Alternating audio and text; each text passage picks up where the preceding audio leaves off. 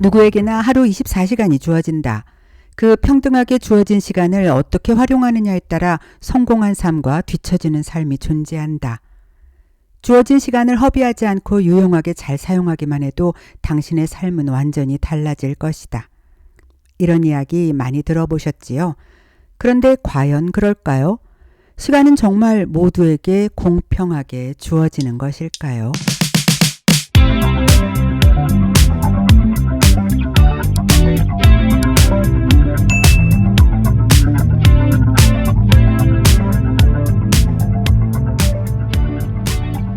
고대 그리스인들은 시간 사용을 5가지 유형으로 나누었다고 합니다.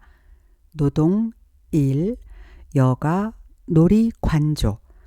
우선 첫 번째로 우리는 노동과 일을 구분해서 보았던 그들의 생각에 주목할 필요가 있습니다. 노동 이퀄 일이고 노동은 신성한 것이라고 당연하게 여겨왔던 현대의 많은 사람들 입장에서는 고대 그리스인들이 노동과 일을 구별했다는 것에 대해서 잠깐 당혹스러움을 느끼게 됩니다. 이 점을 이해하기 위해서는 그들이 생각했던 좋은 삶이라는 것에 대해서부터 짚어보아야 할 것입니다. 좋은 삶이란 도덕적 덕목을 갖추고 각자 주어진 잠재력을 최대한 발현하는 삶을 말합니다.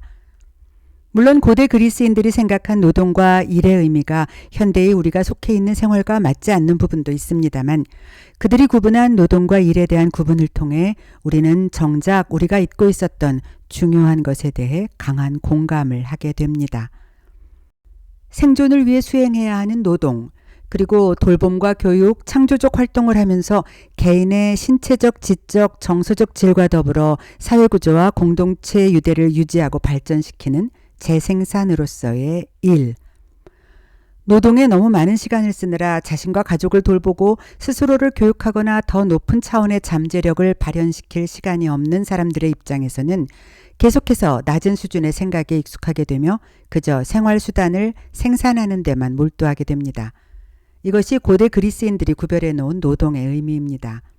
반면에 일은 가치 있는 원칙을 실천에 옮긴다는 개념을 포함하는 것으로서 재생산적이고 재생적이고 문명화하는 활동을 말하고 있습니다. 내가 지금 고생하며 참고 해내고 있는 이 모든 일이 나에게 주는 의미, 내가 이렇게 24시간이 모자라게 열심히 살아야만 하는 본질적인 상황과 이유, 이것이 내가 추구하는 삶의 본질에 다가가는 과정이어야 할 텐데 사실은 왜 점점 그 본질에서 더 멀어지는 것 같을까요? 누군가는 덜 일하면서 더 상위의 삶을 살아가고 또 누군가는 더 많이 일하면서도 스스로의 삶의 의미를 찾는 것에서 점점 더 멀어지는 것일까요? 저자는 산업화와 시간의 불평등의 개념으로부터 이 문제를 설명합니다.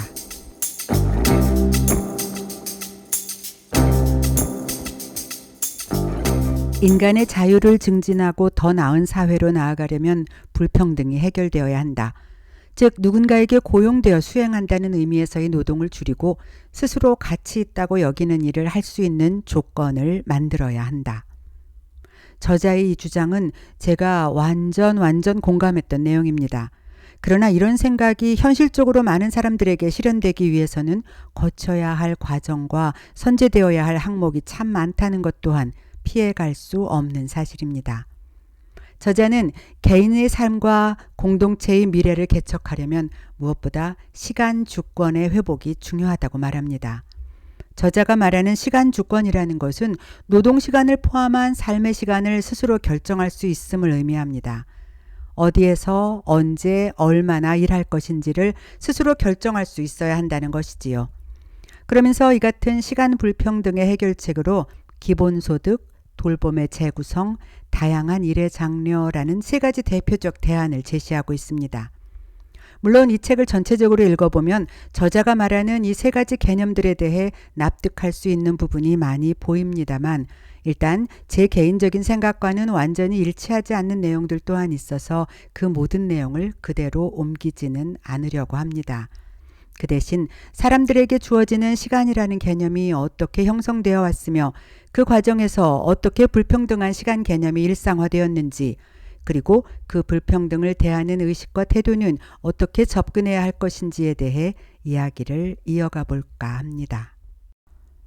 저자는 산업시대 이후 품팔이 일이 노동의 주된 형태가 되었으며 전문적 일이 육체적 일에서 분리되고 그들의 시간 유형 사이의 차이가 커지기 시작했다고 말합니다.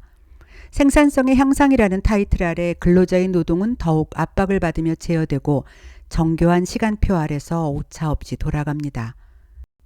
노동의 고성과자라는 개념은 20세기 동안 꾸준히 진화해서 인적 자원관리라는 장황한 용어와 이미지, 그리고 능력주의의 발전에 대한 믿음을 가져왔고 그 결과 자본주의 플랫폼에서 좀 더 공격적인 등급 매기기로 확산되어 심지어 과다한 노동 끝에 과로사하는 일까지 일어나게 되었습니다.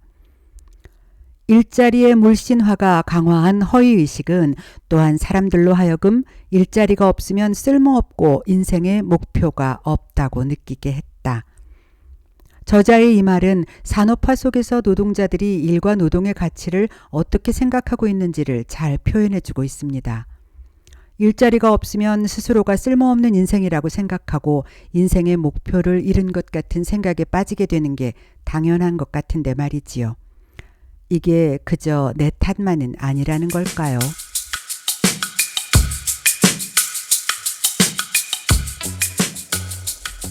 산업화 시대의 다수의 학교 교육은 노동에 익숙해지기 위한 몇 년으로 이루어져 있었습니다. 그러나 전문직과 엘리트 산업에 적합한 교육이 대두되면서 학교 교육 제도를 통해 오를 수 있는 특정한 지위의 사다리가 있다는 것이 점점 더 분명해졌고 교육과정 또한 이러한 제3의 시간 시대에 맞게 진화되고 있습니다. 오늘날 모든 학교 교육은 경쟁, 기업가 정신, 개인주의 등 신자유주의적 가치를 장려합니다. 그리고 그 결과로 받은 높은 등급의 학위나 자격증은 점차 그들의 지위를 결정짓는 지위제로서 명백하게 나타납니다. 결국 안정적인 신분과 개인의 성공이 다른 사람들을 제치고 획득한 더 높은 학력과 더 좋은 자격증에 의존하게 되면서 학생들은 깨어있는 시간의 대부분을 동료들과 경쟁하는 데 써야 하는 환경이 만들어지고 있습니다.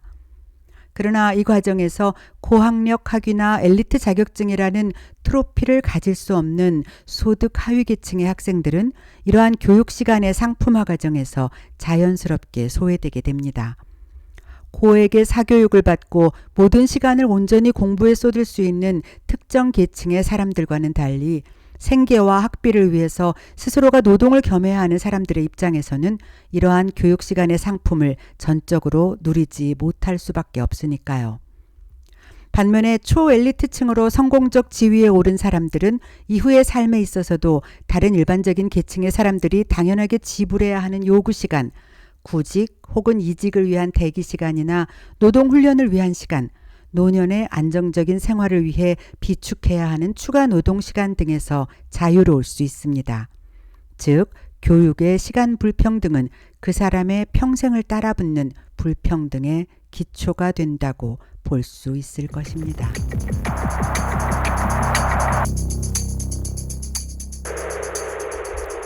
저자는 전 세계적으로 계급 구조가 세 차원으로 진화됐다고 보고 있습니다. 각 계급은 별개의 생산 관계를 가지며 이는 일과 노동의 유형 혹은 시간 사용 유형을 나타낸다고 말합니다.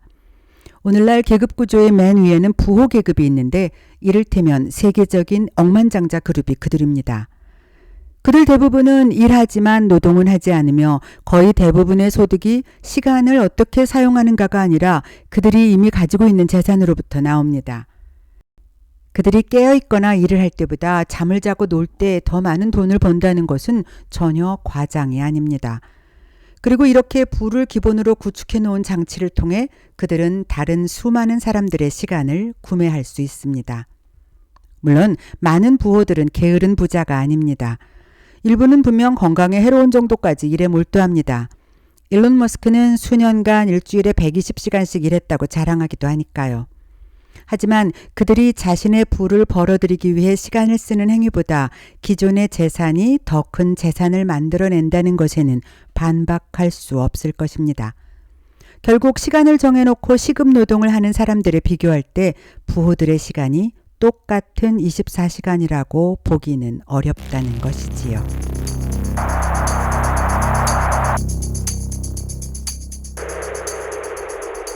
그들이 만들어 놓은 구조 안에서 수많은 사람들은 자신의 시간을 바쳐 그들의 사업의 일부분을 수행하고 그 대가로 경제적 보상을 받습니다.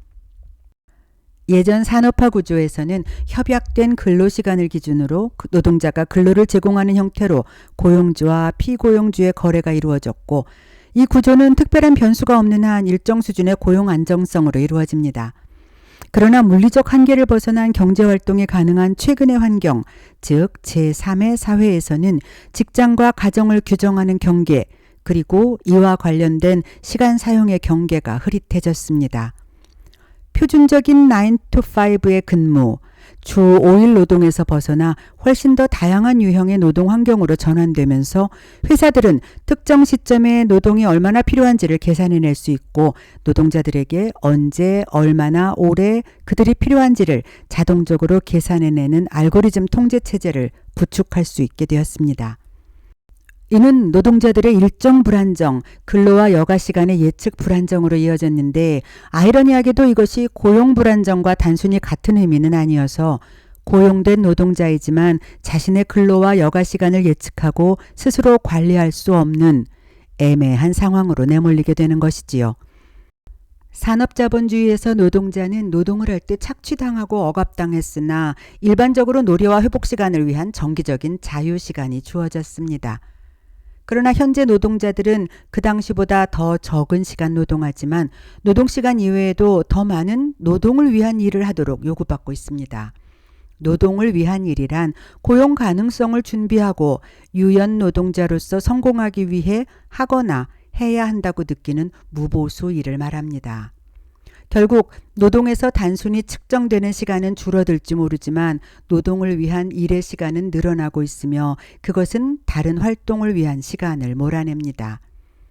부업과 자기개발의 압박, 그럼에도 불구하고 불안정한 미래의 길에 놓여 있는 것이지요. 이러한 상황을 마주하며 우리는 더욱 나빠진 시간을 살아가며 거의 지속적인 패닉에 빠져 있습니다. 예측한 결과에 대한 기준이 없기에 현재에 얼마만큼 노동하든 미래의 안정성을 확보하고 안심할 수 없기 때문입니다. 그러기에 저자는 결론적으로 노동에서 해방된 시간을 꿈꾸는 더욱 진보적인 시간의 정치를 이야기합니다. 그래서 앞서 말한 인간의 자유를 증진하고 더 나은 사회로 나아가려면 불평등이 해결되어야 한다. 즉 누군가에게 고용되어 수행한다는 의미에서의 노동을 줄이고 스스로 가치 있다고 여기는 일을 할 수 있는 조건을 만들어야 한다는 개념을 대안으로 제시하지요. 맞는 말입니다. 그러나 시간의 불평등을 복지와 새로운 경제 지표의 설정 등을 통해 해결한다는 방식에 있어서는 저로서 전적으로 긍정하기 어려운 부분이 남아있는 것 또한 사실입니다. 저자의 주장을 읽으며 제가 생각한 것은 노동의 이유와 나의 삶의 의미에 대한 개념에 있어서 적정 교집합을 찾아내는 것이 중요하다는 것이었습니다. 그 기본적인 인식에서부터 노동과 시간에 대한 정돈된 개념이 정리될 것이라고 생각합니다. 시간 불평등에 대한 저자의 예리한 통찰은 분명 이 사회를 분석적으로 바라볼 수 있는 분명한 또 하나의 창을 만들어 주었습니다. 그리고 시간과 노동에 대한 기존의 생각도 다시 살펴보게 되었습니다. 그러나 누군가에게 고용되어 수행하는 기계적 노동을 줄이고 스스로 가치 있다고 여기는 일을 할 수 있는 조건을 만들어 나가야 한다는 그의 이상적인 결론에 이를 수 있는 구체적인 실행 방법을 과연 얼마나 정교하게 찾아 나갈 수 있는 것일까에 대해서는 조금 더 고민해 볼 일인 듯 합니다.